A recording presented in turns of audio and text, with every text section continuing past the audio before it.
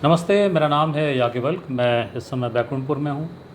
राजनीति हो या कि प्रदेश की कोई भी ऐसा वर्ग जो समसामयिक घटनाओं से जुड़ा होता है, वो इस समय बैकुंठपुर से बहुत नज़दीक से वाकिफ़ है। एक घटना घटी है जिसमें एक ठेकेदार को या कि यूँ कहिए रेत के व्यवसायी को अन्य कई व्यवसायों से जुड़े लल्ला सिंह, जिनका सही नाम भरत सिंह है, उनकी नृशंस हत्या हुई।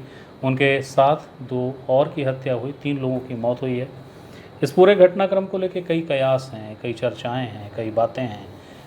सत्ता के स्थानीय प्रतिनिधि और तंत्र का स्थानीय स्वरूप इसमें इस कदर मिक्सअप है कि आशंकाएं अभी से गहराने लगी हैं कि जिन्होंने हत्या की है उन हत्यारों को सज़ा मिलेगी या नहीं मिलेगी।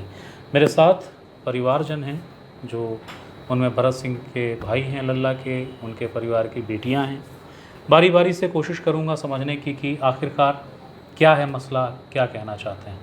सर, अगर सबसे पहले आप ही से बात करूं मैं, जी तो आप ज़रा बताना चाहेंगे क्या हुआ था। देखिए, घटनाक्रम की जानकारी तो हमको अगर होती तो घटना हो ही नहीं पाती। हमको करीब 12:30 बजे रात को ये पता चला कि इनकी दुर्घटना हो गई, एक्सीडेंट हो गया है। और फिर हम लोग हॉस्पिटल स्पॉट पे पहुँचे। वहाँ पे तो सारा चीज़ तो ख़त्म हो चुका था, लेकिन उसके बाद में जो हमारे लोग थे साथ में, उन लोगों ने बताया कि एक छोटा सा विवाद हुआ था। जो त्रिपाठी परिवार है वो रेत का अवैध काम करता था, और अभी सडनली मेरा जो भतीजा है जिसके पापा को कैंसर है, वो एसईसीएल से रिटायर हुए थे, उसको एक रेत का खदान मिल गया था चिरमी का। वहाँ से त्रिपाठी परिवार जो है वो बिना पैसा वैसा दिए और रेत वगैरह को ले जाता था, और सुलह से भी वो लोग करते थे काम। तो उस दिन उसके बाद वो लोग दूसरे लोग को ही मना करने लग गए कि भाई आप मत दो, जल जंगल ज़मीन पे हमारा कब्जा है, कोई किसी को पैसा नहीं देने की ज़रूरत है। क्योंकि इसके ऊपर दबाव भी काफ़ी रहता था, क्योंकि शासन का काम कर रहा था। और मात्र क्योंकि रेत माफिया की बात बिल्कुल नहीं, 6 महीने से अभी लगा हुआ था, पहला काम था उसका। तो उसने जब इनको रोकने की कोशिश किया, उसमें थोड़ी सी विवाद हुई और उन लोग रेता भर करके और लेके जा रहे थे। इसके कर्मचारियों के साथ भी उन्होंने मारपीट वगैरह की थी, जैसा पता चल रहा है। तो ये लोग रास्ते में इसको घाट में गाड़ी को रोके हैं और उसको बोले कि पंडित जी ये गलत बात है, और अब बिना पैसा दिए नहीं लेके जाओगे। इसमें कुछ हाथापाई वगैरह हुई और मारपीट भी हुआ, 2-4 झापड़ मारा होगा। मेरा भाई भतीजा जो था मजबूत भी था शारीरिक रूप से। ये लोग गए थाने में, रिपोर्ट किए मयंक जो है उसके खिलाफ़ में और एक उज्ज्वल करके लड़के के खिलाफ़ में। तो वो उसने, क्योंकि लल्ला भी हमारे वरिष्ठ उसमें था, नेतृत्व करता था, तो इसने जो है उसको बोला कि तुम भी आओ रिपोर्ट कर देते हैं। जब ये रिपोर्ट करने के लिए वहाँ पे गए तो ये हुआ कि पंडित जी लोगों, क्योंकि हमारे पंडित जी लोगों से बहुत पुराने रिश्ते हैं, आज का नहीं, अब बाबा आदम ज़माने का है, और हमारे बाबा ही इनको लेकर के आए थे, और बहुत पारिवारिक हम लोग। आप लोगों ने ही, यानी आपके पूर्वजों ने बसाया था ना? जी जी जी, सब बच्चे हुए थे हम लोग। घर भी खेत भी अलग, अभी भी हमारे जो हम लोग तो रहते नहीं, बहुत सारे परिवार यहाँ हैं। कुछ लोग वहाँ खेती करते हैं अपने, कुछ लोग जो है अधिया भी वही लोग करते थे। हमारा खेती किसानी भी अधिया वगैरह वही लोग सब जोतते बनते। चलो भैया, एक अच्छा पहल हो रहा है कि समझौता हो जाएगा, फिर भविष्य में झगड़ा नहीं होगा। ये हुआ। हमारा जो मयंक है वो फिर FIR नहीं करके आ गया यहाँ, क्योंकि वो पूजा पाठ बहुत करता था। उसको करीब 7:30 बज गए यहाँ से पहुँचने में। फिर से पहले वो लोग लल्ला और योगेंद्र सिंह वगैरह ये लोग पहले से चले जा रहे थे कि चलो बातचीत कर लेते। योगेंद्र सिंह ने कहा कि भाई बगैर छोटू से झगड़ा हुआ, छोटू के बिना कैसे होगा। तो छोटू को बुलाया, छोटू थोड़ा लेट पहुंचा, वहाँ गए, बातचीत करते होते सब आपस में। अभी पंडित जी ग्रुप नहीं है, पुलिस आई, पुलिस हमारे पूरा सर्च करी, कहीं पे कुछ मिला नहीं। बैठे हुए थे वो लोग, सब सर्चिंग करके वीडियोग्राफी बनाई कि कोई हथियार वगैरह हमारे पास में नहीं है, बिल्कुल साफ़ हो गया। फिर ये हुआ कि अब देर रात हो जा रही है, अब कल जो है बातचीत होगी, कल बातचीत करेंगे। और पुलिस वाले की जो एक जिम्मेदारी थी कि उनको कम से कम हमारे यहाँ जब तलाशी लिए तो नौगई गांव का भी तलाशी लेना था। अब वो लिए कि नहीं लिए पुलिस बता सकती है, लेकिन अगर हुआ होता है तलाशी तो ऐसी घटना नहीं घट पाती। ये लोग जब लौट रहे थे तो अकस्मात हमारे क्रेशर से और नौगई के बीच में मुश्किल से आधा किलोमीटर 1 किलोमीटर का अंतर होगा, और बीच में एक कॉल आता है 10:25 पे। और जैसे ही कॉल आता है और लल्ला की गाड़ी जो है वो नौगई की ओर मुड़ जाती है। जी। 2 गाड़ियां जो पीछे तो थोड़ी आगे बढ़ गई, तो उन लोग भी बैक करके और लल्ला के पीछे गाड़ी लगा देते हैं। उसमें पहले गाड़ी फॉर्च्यूनर, दूसरी गाड़ी जो थी वो कार थी और तीसरी और ऐसी गाड़ी थी। ये जब तीनों वहाँ पहुँचते हैं तो पहुँचने के पहले ही वो लोग, उनके टीपर जो है लल्ला की जो फॉर्च्यूनर थी उसमें उन लोगों ने अटैक किया और कांच को फोड़ करके और एक बाटल में पेट्रोल था उसको उन्होंने डाल करके और माचिस मार दी। वो जब जलने लगा तो पीछे वाली गाड़ी में जो मयंक था छोटू, वो दौड़ा और पहले योगेंद्र सिंह को निकालने की कोशिश किया, फिर दूसरी वाली उसमें पीछे किया तो उसमें से वीरेंद्र सिंह और नागेंद्र सिंह जो है जलते हुए मिले। वो जब घूम करके लल्ला की गाड़ी को करने का तो गाड़ी उसकी जो है, क्योंकि उधर से भी डैश मार दी तो दरवाज़ा बंद था, निकाल नहीं पाया, तब तक उन लोगों ने उसको ही पकड़ लिया। जब योगेंद्र सिंह निकले उनके ऊपर उन लोग लगातार वार करने लगे, जबकि हाथ जोड़ के बोल रहे थे कि वो परिवार के तुमसे भी जुड़े हुए थे, मैं योगेंद्र हूँ कैसे करो, नाम भी ले रहे थे, वो अभी जीवित हैं तो बयान भी देंगे वो। नागेंद्र जो है जब निकल करके जलता हुआ भागने लगा तो उसको जलते में, माने मानवीयता का जिसको हद कहते हैं, जलता हुआ इंसान भाग रहा और उसको लोग हथियारों से, लाठियों से वार कर रहे हैं और भी कई हथियार इनके पास में वार कर रहे हैं। बीरेन जो निकला है तो उसको तो निकलने भी नहीं दिए, सिर से वहीं से मारना जो शुरू किया और वहीं पे वो जो टांगी भी मार दी यहाँ, वो वहीं पे ख़त्म हो गया। नागेंद्र जो भागता हुआ गया और जब वो पहुँचा वहाँ तो हमारे घर तक पहुँच गया, लगभग 1 किलोमीटर वहाँ पड़ेगा, और रेत में वो पूरा लपेट के अपने आग को बुझाए। हमारे वहाँ भतीजे का घर है, उसको उसने दरवाजे को पीटा, वो लोग भी खोले, बाहर निकले। बेटे ने उसने बीच में फ़ोन लगाया था कि पापा कहाँ हो, तो उसने बताया कि ऐसी मेरे साथ घटना घट गई अपने बेटे को। तो बेटे ने उत्कर्ष करके लड़के को फ़ोन किया कि मेरे पापा के साथ ऐसा ऐसा हो गया। तो वो फिर कार से वहाँ से ला करके पहुँचा है, उसको बैठाए हैं और नागेंद्र को, सबसे पहले नागेंद्र आया है यहाँ पे डॉक्टर शर्मा के हॉस्पिटल पे, फिर बीरू को लेकर के आए हैं, फिर योगेंद्र सिंह को, तीनों को लेके आए। लल्ला जो है निकल नहीं पाया, ड्राइविंग सीट पे था और पूरी की पूरी वो वहीं पे जल गया, ऑन स्पॉट पे ही पूरा वो जल गया। तो उसके कुछ अवशेष थे नहीं, कुछ बचा नहीं था उसमें। इन लोग को फिर यहाँ से जेके सिंह हॉस्पिटल अंबिकापुर लेके गए, वहाँ से फिर कुछ लोग रायपुर चले गए। हमारे उसको जब नागेंद्र सिंह को लेके जा रहे थे तो बिलासपुर के 50 किलोमीटर पहले उसकी हालत बहुत ख़राब हो गई, अपोलो हॉस्पिटल नहीं पहुँचा, वो कोलैप्स कर गया। फिर ये हुआ कि अब मैं को कहाँ लेके जाएँ, तो मैं को भी बिलासपुर के अपोलो हॉस्पिटल में उनको एडमिट कर दिया।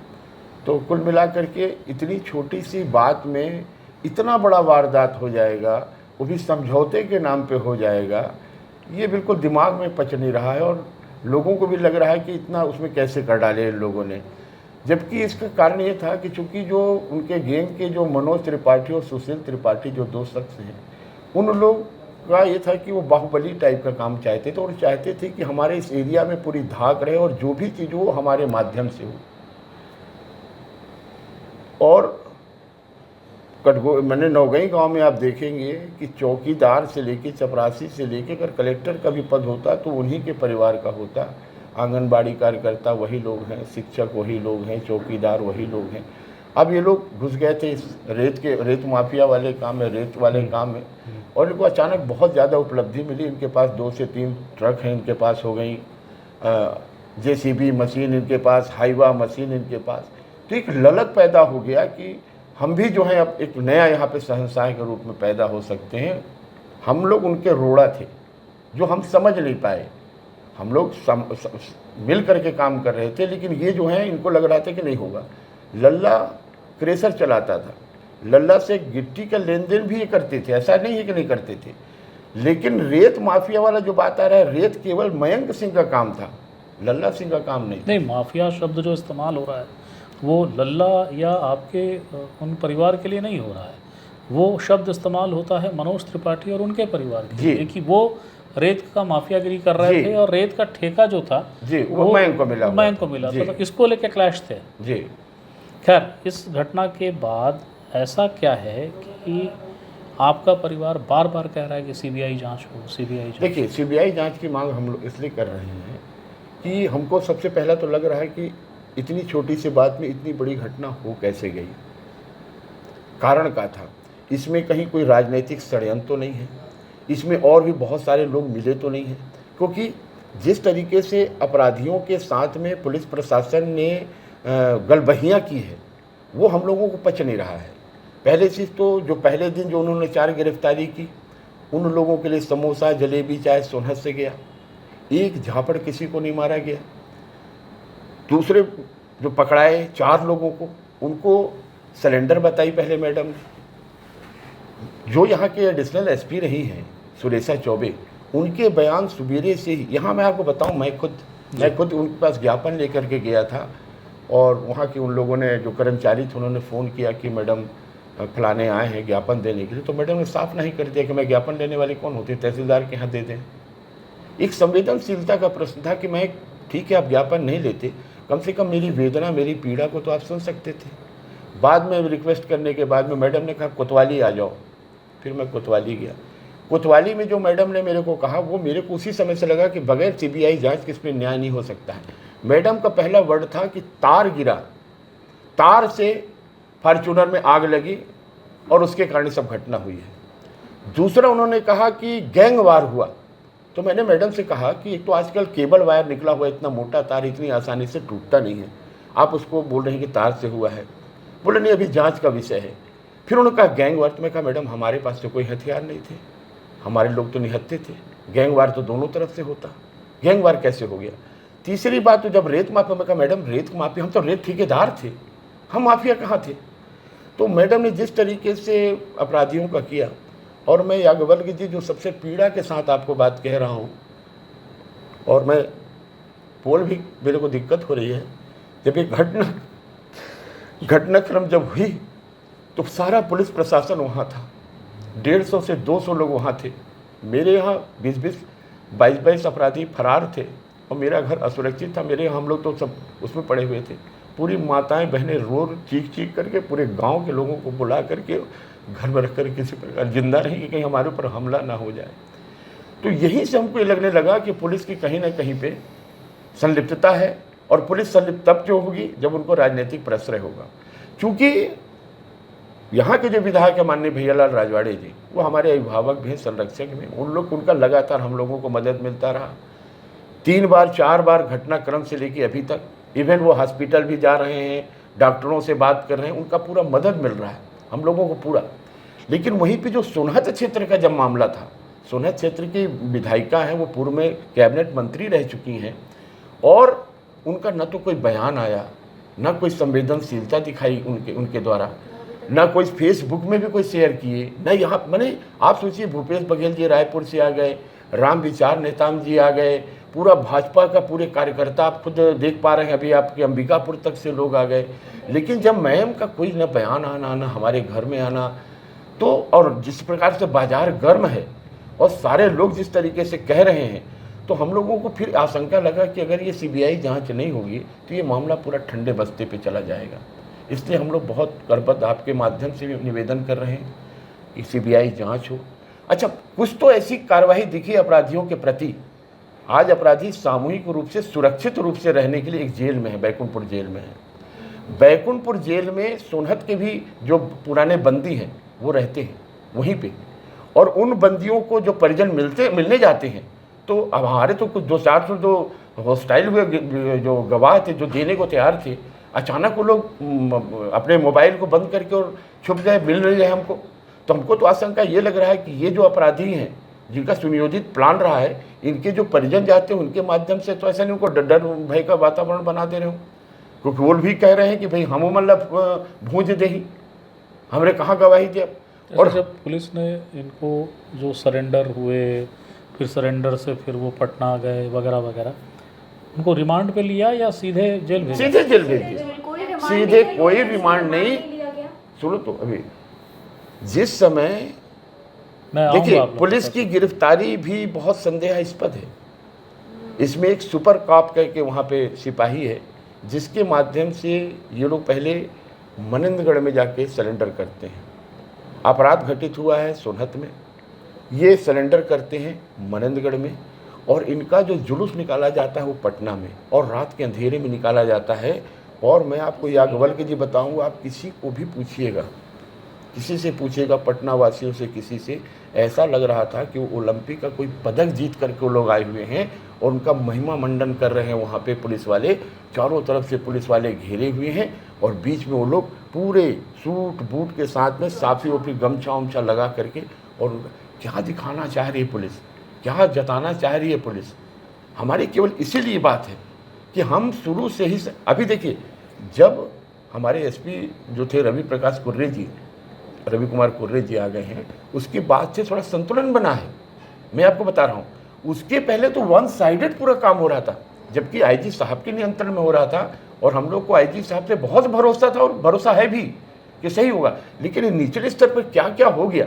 अब आप सोचिए कि जब घटना की पूरी जानकारी सोनहत थाना प्रभारी को थी, तो सोनहत थाना प्रभारी की जिम्मेदारी समझौता कराने की थी या सुरक्षा देने की थी। अगर समझौता कराने की तो समझौता करा के सुरक्षा दे देते, या नहीं तो जब वो लड़के यहाँ से आ रहे हैं तो क्या वो आधा किलोमीटर आगे आके इनको बढ़ा नहीं सकते थे? क्या वहाँ पुलिस नहीं लगा सकते थे कि जाने मत देना, इतनी बड़ी हादसा नहीं होगी? क्या ये आश्वस्त है कि वो लोग निहत्थे हैं, उनका कोई सुनियोजित प्लान नहीं है? और अगर इतने छोटे से ब्लॉक सोनहत में पुलिस को इतना भी जानकारी ना हो, कितना बड़ा अपराध घटित होने वाला हो, तो आप बताइए सीबीआई जांच बिना कैसे हो सकता है? आप लोग एक चीज़ बताइए, ये जो बार बार एक नाम आता है इस पूरे घटनाक्रम में, वो नाम आता है रेणुका सिंह का। पुलिस कार्रवाई कर रही है, नहीं कर रही है, आरोपियों का सरेंडर जिस जादुई तरीके से हो रहा है, कभी आप लोगों ने सुना? कुछ आप लोगों को जानकारी है क्या है मामला, कुछ बता पाएंगे? एक्चुअली सर मेन क्या था कि रेणुका सिंह और लल्ला चा का पहले से भी विरोध चल रहा था। वो उनके कंपटीशन में आ रहे थे लल्ला चा। उनको ऐसा लग रहा था कि उनकी सत्ता ना चला जाए, एक तरह से उनको अपने ये रेणुका को लगता था? हाँ, रेणुका सिंह को लगता था कि वो कहीं अपनी सत्ता ना खो बैठे, जिस हिसाब से चाचा का पॉपुलैरिटी बढ़ रही थी वो। और उन्होंने शायद बीच सभा में भी कहा था, उन्होंने ओपन फोरम में आके ये कहा था, किसी ने इंटरव्यूअर ने पूछा था कि आप लल्ला सिंह का क्या है, वो तो आपके साथ नहीं दे रहे हैं, तो बोलते लल्ला सिंह को तो मैं देख लूंगी, लेकिन हम लोगों को मालूम नहीं था कि ऐसे देख लेंगी।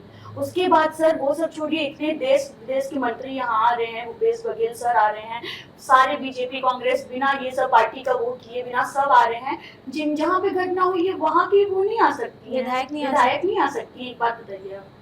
और ये चीज ये भी है सर कि एक भी उनका स्टेटमेंट चलिए वो नहीं आ सकती है, कोई बात नहीं, पर उनका एक स्टेटमेंट तो आ सकता है, वो तक नहीं आया।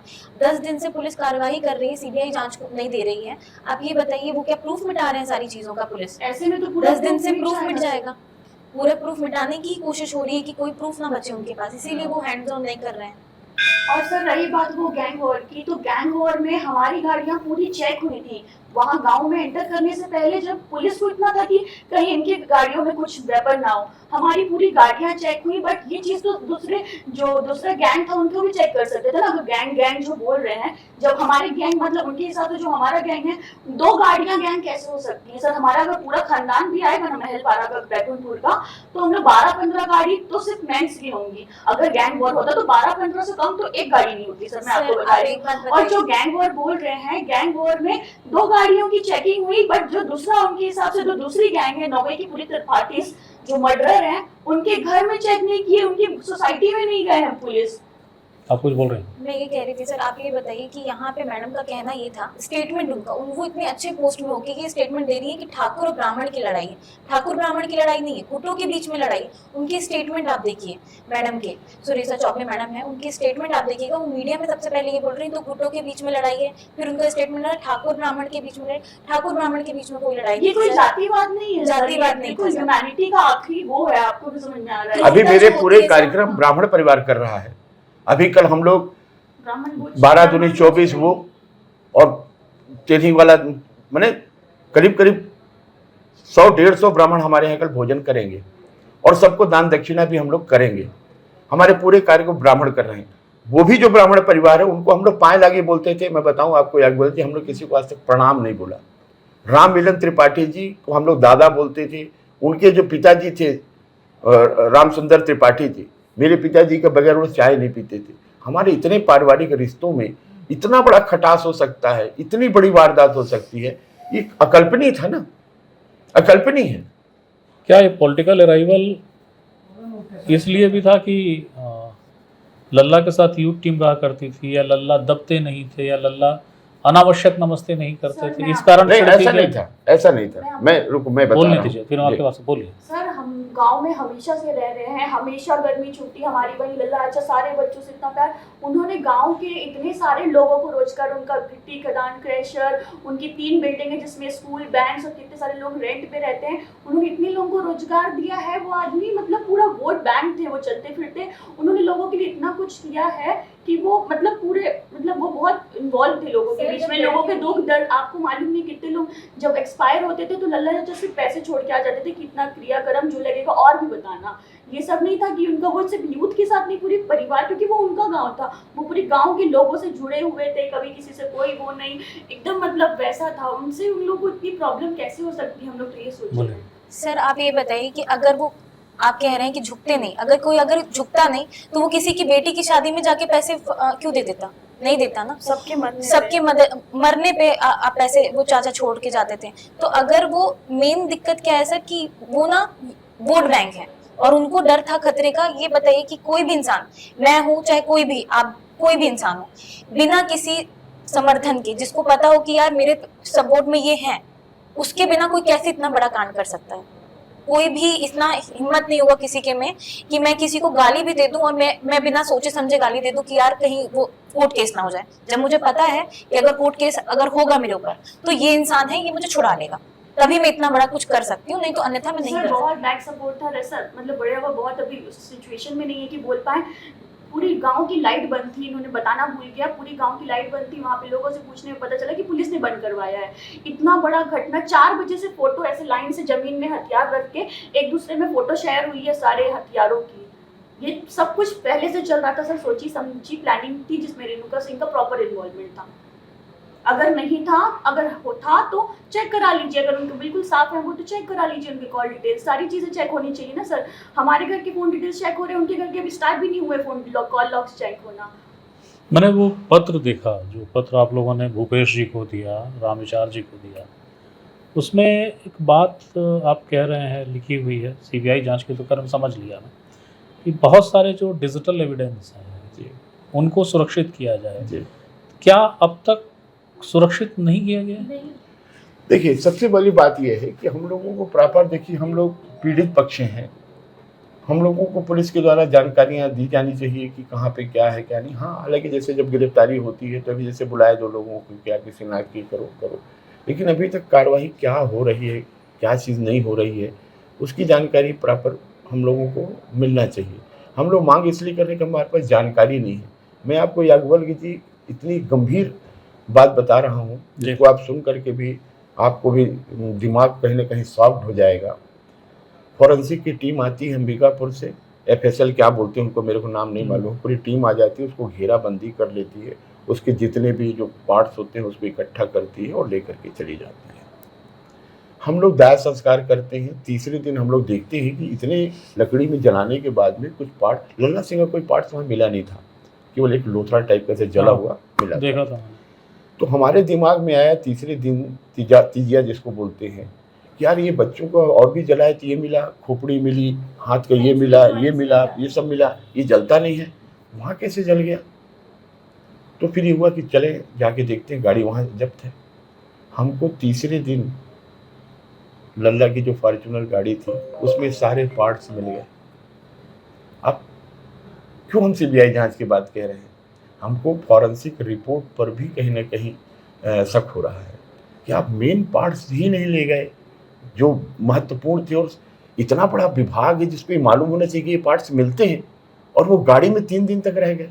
फिर उसको हम जब्त करके और फिर ला करके उनको भेजे फॉरेंसिक वालों को, बाकी हम लोग अपने अस्थि संकलन जहाँ की तो उसमें हम लोगों ने डाला उसको। अच्छा, जो पूरा लोग आ रहे हैं आपसे, बीजेपी से लल्ला जुड़े रहे हैं, बीजेपी के लोग भी आ रहे हैं, सरकार से आप लोगों की मांग है CBI जांच हो जी। उम्मीद भरोसा है कि हो जाएगा? देखिए, उम्मीद में तो जिंदा है, पूरी दुनिया जिंदा है, लेकिन जिस तरीके का हमारे पास में अकेला भैयालाल जी है, भरोसा केवल भैयालाल जी पे है, और दूसरा भरोसा हमको भूपेश बघेल जी पे है, क्योंकि भूपेश बघेल जी हमारे छत्तीसगढ़ के बहुत बड़ी आवाज़ है। अगर भूपेश बघेल जी चाह लेंगे तो सीबीआई जांच होगी। यदि किसी कारण से, या शायद आप लोगों ने भावावेश में कहा, मैं वही समझना चाहता हूँ, इस आशय की खबरें आई, फिर कह रहा हूँ भावावेश में आदमी बोल देता है, क्या आप लोगों ने ये कह दिया था कि यदि न्याय नहीं मिला तो परिवार आत्मदाह कर ले? मैं क्षत्रिय समाज का प्रशिक्षक भी हूँ। हमारा छात्र धर्म कहता है कि जब आपको न्याय न मिले तो पुरुष को साका कर लेना चाहिए और महिलाओं को जौहर कर लेना चाहिए। और ये हम प्रशिक्षणों में बात भी करते हैं और हमारे पास ये है भी, जो हमारा धर्म संगत है, हमारा धर्म कहता है। तो अगर न्याय नहीं मिलेगा, हमारे सारे बच्चे पढ़ने लिखने वाले, यहाँ कोई बच्चा रहता नहीं है। बड़ी उम्मीदों के साथ हम बच्चों को पढ़ा रहे थे, इन्वेस्ट भी कर रहे थे, लेकिन अगर न्याय नहीं मिलेगा तो हमारे पास दो ही विकल्प बचता है याज्ञवल्क्य जी। और मैं पूरे जिम्मेदारी के साथ कह रहा हूँ कि हम पूरे परिवार के साथ, न केवल मैं, मेरे एक एक परिजन, एक दूसरा इतिहास लिखा जाएगा इस छत्तीसगढ़ में कि एक पूरे परिवार ने सामूहिक रूप से आत्मदाह कर लिया है और हम लोग आत्मदाह कर लेंगे। ये मैं भावावेश में नहीं कह रहा हूँ, मैं अपने धर्म के अनुसार कह रहा हूँ। मेरा धर्म कहता है कि जब इज्जत ना बचे, जब मान मर्दन हो जाए और जब लड़ने की खत्म हो जाए क्षमता, और हम लोगों ने किया है। अलाउद्दीन खिलजी के समय भी हमारी पद्मावती ने किया है, सामूहिक रूप से आत्मदाह हुआ है और उसको समाज ने स्वीकार भी किया, स्वीकृति मिली है। वो गलत नहीं हमारे लिए, वो हमारी प्रेरणा चीज है, हमारे को प्रेरित करती है कि अगर हम स्वाभिमान के साथ जिंदा नहीं रह सकते हैं तो हम कम से कम स्वाभिमान के साथ मर तो सकते हैं। तो ये हमारा संकल्प है। आप लोग कुछ और अगर कहना चाहें बोल अगर सकते हैं। आत्मदाह का हुआ तो ये कलयुग है, और कलयुग कहता है कि अगर आत्मदाह कर रहे हो तो सामने वाले को छोड़ नहीं सकते। हम अगर आत्मदाह करेंगे तो हम उनके साथ में, उनको अपने साथ लेके मरेंगे, हम अकेले नहीं मरेंगे। क्योंकि अगर कोई भी हमारे साथ नहीं रहेगा तो हम इतने सक्षम हैं कि हम खुद जाएंगे उनके पास, चलो आओ अब हम सब आत्मदाह करते हैं, क्योंकि कलयुग यही कहता है। जिस हिसाब से हमारे लोगों को मारा गया है, आप ये बताइए इतनी क्रूरता किसी में कैसे हो सकती है कि कोई इंसान जल रहा है और उस जलते इंसान के आप भाला मार रहे हैं। नागेल से 1 किलोमीटर तो उसको मारा गया जलते में। मैं बताती हूँ, उनकी आंख जल गई, उनके पूरे गला जल गया था, फेस पूरा जल चुका था उनका, उनके बचने की उम्मीद नहीं थी। फिर भी सब लोगों ने उम्मीद लगाई थी कि वो बच जाएंगे। हमें पता था कि वो नहीं बचेंगे, पर एक उम्मीद होती है हमारे पास में कि वो बच जाएंगे। आप ये बताइए कि हम अब 10 दिन तक ये क्या सोच रहे हैं कि वो प्रूफ मिटाने की बात हो रही है। ये 10 दिन क्यों सीबीआई नहीं आई? सीबीआई इसलिए नहीं आई ताकि वो प्रूफ मिट सके। मैडम इतने अच्छे पोस्ट में होके मैडम ये कह रही है, उनके स्टेटमेंट इतने बुरे आ रहे हैं। मैडम इतने अच्छे पोस्ट में, जिस पोस्ट में जाने के लिए लोग तरसते हैं, उस पोस्ट में होके मैडम ये सारी चीजें कह रही हैं, ये गलत है। शॉर्ट सर्किट से आग लगी है, जातिवाद का मुद्दा उठा रही हैं। उसके बाद कह रही गुटों में अगर लड़ाई होती दोनों साइड हथियार होते, ऐसा नहीं है कि किसी एक साइड हथियार होते दूसरे साइड। पेट्रोल कहाँ से आया इतना ज्यादा? जिस टाइम पे पेट्रोल मिल नहीं रहा है, उनके पास गैलन पेट्रोल है, कहाँ से? हमारे भाइयों को इतने ज्यादा तलवारों से मारा गया, कहाँ से आई? और उनके घर के सामने अगर ये सारी चीजें हुई हैं, उस घर में कोई ऐसा इंसान नहीं था जो ये सारी चीजें मना कर सकता कि मत करो। हाथ कोई जोड़ लेता कि मत करो, कोई पुलिस को कॉल कर देता कि मत करो। कहाँ थे उनके घर में? उनके घर के लोग कहाँ थे? अगर हम ये मांग कर रहे हैं कि उनके घर में बुलडोजर चलना चाहिए, हम सिर्फ इसलिए मांग कर रहे हैं क्योंकि उस घर में राक्षसों का निवास है। जिस घर में राक्षसों का निवास होता है उस घर में रहना उस घर को नहीं रहना चाहिए, ये लोग कहते हैं। आप ये बताइए, उस घर में कोई ऐसा नहीं था, उनके घर के सामने की बात है, कोई नहीं कि कोई तो आके मदद कर देता। कोई अगर जल रहा इंसान उसमें पानी डाल देता, एक बाल्टी पानी लाके डाल सकते थे ना, नहीं, किसी ने कुछ नहीं किया। मेरे भाई को मारने लेके जा रहे थे, काटने लेके जा रहे थे, उसको फेंके थे, क्या बोलते हैं, खेत में। कोई वहां नहीं था। वो तो पुलिस आई है तो फिर देखिए कि हाँ चलो ठीक है, उसको नहीं काटा जाए, नहीं तो उसकी क्या बुरी हालत की है। वो तो मयंक भैया को भी जलाने के लिए पेट्रोल ढूंढने गए थे, तब तक से पुलिस आई है, दिखाने के लिए आई हो कि क्या करने के लिए आई हो। उसको जला देते मैं। नहीं, मयंक भैया को जलाने के लिए वो लोग पेट्रोल ढूंढने गए थे सर, तब तक से पुलिस आई थी। उन लोग क्या मतलब, पुलिस को भी ऐसा लगा कि ओके सब हो गया है, अब चलते हैं कि क्या है, मुझे नहीं मालूम सर। बट बहुत लेट आई थी पुलिस, इतने देर में पूरी फॉर्च्यूनर गाड़ी आग लगी, उस टाइम में पुलिस पहुंच रही है। एक बात बताइए आप ये बताइए कि फॉर्च्यूनर गाड़ी में आग लगी है, पूरा प्रशासन पहुंच गया है वहां पे, किसी ने उसको बुझाने की कोशिश नहीं की। ठीक है, जल गया है व्यक्ति, हो सकता है इतना जला हो कि उसको हम ले जा कर सकते हैं, उसको निकालने की कोशिश होता है, ठीक है। जो भी पूरी रात फॉर्च्यूनर जलती रही, पुलिस को बुझाया भी नहीं गया, पूरी गाड़ी जल गई। अरे क्या हो रहा है? आप कुछ बोल रही थी, पहले एक आखिरी बात, इसके बाद आपसे बात करूंगा, देन वाइंड अप। पुलिस के हिसाब से इस घटना में बमुश्किल 9 या 10 लोग हैं जी।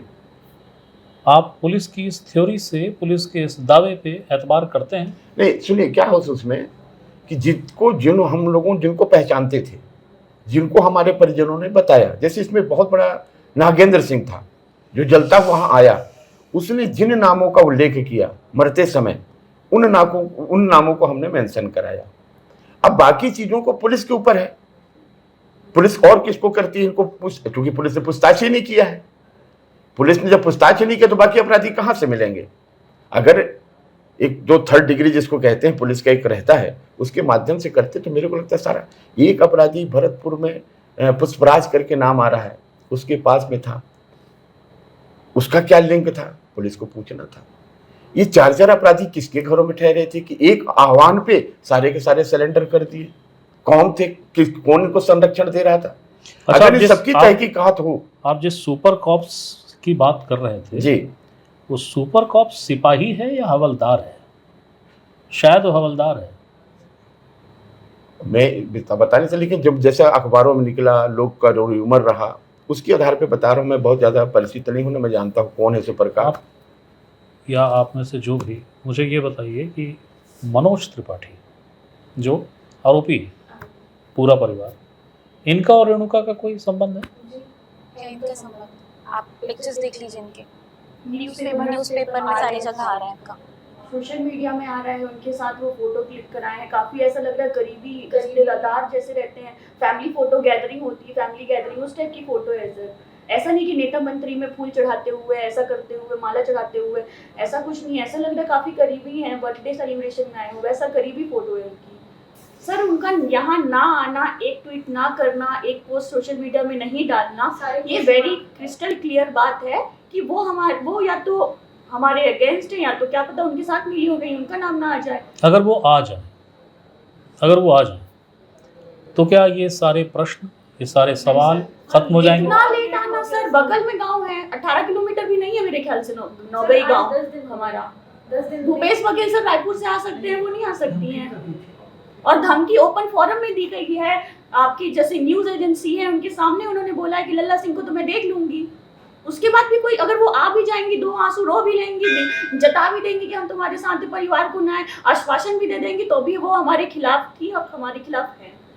अभी आएंगी सर 10 दिन बाद, जब पूरे नेता मंत्री आ चुके हैं उसके बाद आएंगी। आपका न्यूज देख के अगर वो आ गए, पर आप ये बताइए कि अब हम उनकी सहानुभूति लेके क्या कर लेंगे? उनकी सहानुभूति से अब हमारा क्या हो जाएगा? अब उन्होंने जितने भी प्रूफ मिटाने थे उन्होंने तो कर दिया होगा, जितने भी डिजिटल प्रूफ थे वो भी अभी तक 10 दिनों में बहुत सारी चीजें हो सकती हैं। सेम डे अगर फोन जब्त हो जाता है ना, सारी चीजें क्रिस्टल क्लियर हो जाती। और हम चाहते हैं सर उनका भी प्रॉपर चेकिंग हो, और पूरे गांव, मेरे को तो समझ में नहीं आ रहा है, हम लोग ने जो 9-10 लोगों का नाम दिया था सिर्फ उनको गिरफ्तार किए हैं, वो भी दिखावे वाला कि वो खुद से सरेंडर किए हैं कि क्या है नहीं पता, हम लोग कौन उनको रखा है। पुलिस वाले उनको ऐसे लेके जा रहे हैं कि ऐसे चलिए आइए बैठिए, ऐसा टाइप का था। उन लोगों ने पहना है गमछा एकदम फुल सूट बूट में सर, एक झापड़ भी नहीं मार के पुलिस थाने लाए हैं। वो लोग सरेंडर कर रहे हैं, आप सर पुलिस थाने के अंदर ले जाते हुए वीडियो है सर। और जो 9 लोगों का नाम दिया सिर्फ वो 9 लोग, कोई रिमांड में लिए पुलिस? एक बार भी उन लोगों को रिमांड में लिए कि मारे हैं उनको अच्छे से 3rd डिग्री टॉर्चर, जैसे हमारे बड़े पापा बोल रहे हैं, एक बार भी अगर ली होती ना तो 9 से 900 लोगों का नाम आता सर। इतना बड़ा 9 लोग तो काम नहीं कर देंगे ना, 5-5 लोगों को जिंदा जला देना, ट्रक से मारना, फिर जलते हुए को मारना, जेसीबी मशीन चलाना, ये करना, वो 9 लोग कर लेंगे सर? एक बार बताओ आप। ट्रक जो है, नई ट्रक, उसका ड्राइवर आज भी लापता है। पुलिस ने ना तो पकड़ने की कोशिश की, ना उनको उसमें किया। सर ये पूरा दिखावा है, पुलिस इन्वेस्टिगेशन ही पूरा दिखावा है। हमने जो 9 लोगों का नाम दिया, 9 लोगों को ऐसा दिखाया है कि उन लोग सरेंडर कर दिए हैं और ऐसे उन लोगों को जेल में डाल दिए। कोई रिमांड नहीं, कोई पूछताछ नहीं सर। पूछताछ करते ना तो इतने बड़े बड़े लोगों का नाम लेते ना, इसीलिए सारे बड़े बड़े लोग उनको मिले हुए हैं कि वो प्रॉपर जेल में आराम से 2 वक्त की रोटी खाएं, आराम से रहें, कोई मारपीट ना हो। उनको सुरक्षा दी गई, उनको सुरक्षा दी गई है। एक बार भी पुलिस रिमांड पे क्यों नहीं ले रही? हम लोग जिस 9 लोगों का नाम पेपर में लिखवा के आए FIR में, सिर्फ वो 9 लोग अंदर हैं सर, उसमें भी एक नहीं अंदर है, बड़े आप बता रहे हैं। क्या पूछताछ कर रही है पुलिस? कैसे विश्वास कर ले पुलिस पे? एक बात बताओ, वो भाई है हमारा, छोटा भाई है, वो दिन भर हम लोग उसको देखते हैं, उसके मन में 360 सवाल नहीं चलता होगा? देखा है मेरे पापा की बॉडी नहीं, जैसे यहाँ पे लल्ला चाचा की बॉडी आई थी, मेरी हम लोग के में रस्म होता है जो अंतिम संस्कार का, उसमें पैर छूते हैं, जो खत्म होते हैं उनका पैर, मेरी चाची बोल रही है इनका तो पैर ही नहीं है, क्या पैर छुए हम लोग? सर जब वहाँ पे आपको नहीं उनका मालूम भी है केस सर, था। हम लोग को दिन भर चीखों की आवाज, हम लोग को रात में नींद नहीं आ रही है। ये बगल वाला घर हमारे चाचा का, ये चाचा का जो वीरेंद्र सिंह खत्म हुए वो हमारे चाचा है, तीनों हमारे चाचा है। इतनी चीखों की आवाज आ रही है सर, हम लोग आपको बता नहीं सकते। हम लोग को रात भर वो चीखों की आवाज मर्चरी में रखे थे नगीन चाचा को। चाची कहती क्या है कि हम ये तो जल के खत्म हुए हैं, हम तो कम से कम आग में खत्म, मतलब ये तो जल के खत्म हुए, हम कम से कम करंट में खत्म। मर्चरी को छूने जा रही थी, उनको इंजेक्शन लगाई हूँ मैं नींद का, तब जाके वो सोई हैं। उनकी दोनों बेटियां हैं सर, अभी शादी नहीं हुई, छोटी हैं। उनका जो बेटा है वो 12वीं क्लास में है। क्या होगा सर आप बताइए? हमारा पूरा खानदान उन लोगों ने खत्म कर दिया और सारी चीजें। ये बताइए कि अगर वो रात में मर्चुरी में रखे थे, 2 बजे आ गए थे उनकी बॉडी, 2 बजे उनकी बॉडी मर्चुरी में वो छू रही हैं जाके कि हम आग से, चाचा को एक खरोच आया, दोनों चाचा को, तो लोग बोलते थे। अब वो सोचिए जल गए। ये कितने बड़े टॉर्चर में आता है सर। अगर ये ब्रूटली डेथ की कॉन्स्टिट्यूशन में आया ना, तो सबसे पहले नंबर पे ब्रूटली डेथ में होगा कि आपने जला के मारा है, और उनके साथ कुछ नहीं हो रहा है। CBI जांच तक नहीं आ रही है। सर मेरी ये जो चाची, जो लल्ला चाचा हैं, जैसे हम लोग सबसे बड़े चाचा हैं हमारे, हम मेरी चाची, हमारा पूरा जितने घर यहाँ पे हैं सिर्फ इतना ही जमीन हमारी है, बाकी सब पूरे गांव में जमीन है, खेती बाड़ी। लल्ला चाचा का पूरा काम नौगई पे चलता है सर, सोनहत एरिया पूरा लल्ला चाचा का काम चलता है। मेरी चाची अपना कसम खिलवाती हैं कि तुम लोग घाटों पर नहीं जाओगे, नौगई नहीं जाओगे, भले काम मत करो, कुछ मत करो, नहीं जाओगे। वो इतनी डरी सहमी हुई है क्योंकि पुलिस प्रशासन उनको प्रोटेक्शन दे के रखी। हमारे यहाँ 2 कांस्टेबल रहते हैं, सिर्फ 2 कांस्टेबल। आप अभी घर से बाहर निकलोगे देख लोगे, 2 कांस्टेबल रहते हैं हमारे घर के बाहर, और वो पूरा नौगई गांव उनके प्रोटेक्शन में पूरा घिरा हुआ है। कैसे मान ले सर, हम लोग को सुरक्षा मिल रही है, पूरा हमारा परिवार चला गया और सुरक्षा उनको मिल रही है जिन्होंने मर्डर किया है। सही है आपकी सद तक सही है सर, आप ये बता दो। सर एक और चीज, जब वो जिस जगह पे रह रहे हैं ना सर, हमारे परदादाओं ने उनको जमीन दी थी, पूजा कराने के लिए आए थे उनके दादाजी। तो मेरे दादाजी के पापा ने, मतलब हम लोगों के, उनको दिया था जमीन कि तुम लोगों को पूजा पाठ कराना और रहना। वो पूरा गांव की जमीन में खेती होती है, उसके आगे और है, वहाँ पे भी हम लोगों की खेती होती है। सर हम लोगों का जो मेन काम है खेती किसानी भी है। अब हम लोग अगर खेत नहीं करवाएंगे तो खाएंगे क्या? और उस जगह पे हम घाट के ऊपर चढ़ नहीं सकते डर के मारे, क्योंकि अगर खेती नहीं होगी तो फिर खाएंगे क्या? और डर के मारे चढ़ नहीं पाएंगे। वो तो बिल्कुल हम लोगों को कर दी ना निहत्थे कि चढ़ो मत के घाट के ऊपर नहीं, जबकि दिया गया हथियार लेके जाएंगे तो पुलिस मारेगी, बिना हथियार के जाएंगे तो त्रिपाठी परिवार मारेगा। ये इस पूरे घटनाक्रम का वो ब्यौरा है जिसकी विभीषिका है। वो जिस ढंग से घटना घटी, इसलिए भी लोगों में उत्सुकता जगी। क्या हो गया है? उत्सुकता शब्द गलत है, शायद सही शब्द है जुगुप्सा जगना। एक भयावह चीज़ देखना और उसके बाद बहुत सारे मिश्रित भाव जब उपज जाएं तो उसे कहेंगे जुगुप्सा। तो उस पूरे घटनाक्रम को लेके परिवार क्यों आक्रोशित है, परिवार क्यों बीजेपी की एक विधायक जिसका नाम है रेणुका सिंह, उसे लेकर सीधे निशाने पर रखा हुआ है, परिवार क्यों कह रहा है कि CBI जांच चाहिए, क्या पूरा मसला है, यही सारी चर्चाएं, यही सारी बातचीत मैं करने आया था। कोई ऐसी चीज़ मुझे नहीं लगता कि बच गई है, शेष है। हाँ, शेष अगर कुछ है तो उसका इंतज़ार मुझे भी है। मुझे इंतज़ार है जब पुलिस अपनी चार्जशीट को कोर्ट में पेश करेगी। हमने अपनी वेबसाइट पे भी, आप इन खबरों को देख सकते हैं, हमने उसमें कहा है कि हमें कई प्रश्नों के जवाब चाहिए, कई संदेहों के जवाब चाहिए। चार्जशीट या तो उन संदेहों पे मुहर लगा देगी, उन प्रश्नों को सही बता देगी, या चार्जशीट देखने से समझ में आएगा कि नीयत अपराधियों को बचाने की थी या सज़ा दिलाने की। तो फिर किसी नई बात के साथ, किसी नई घटनाक्रम के साथ मैं फिर हाजिर होऊंगा। तब तक के लिए प्रणाम।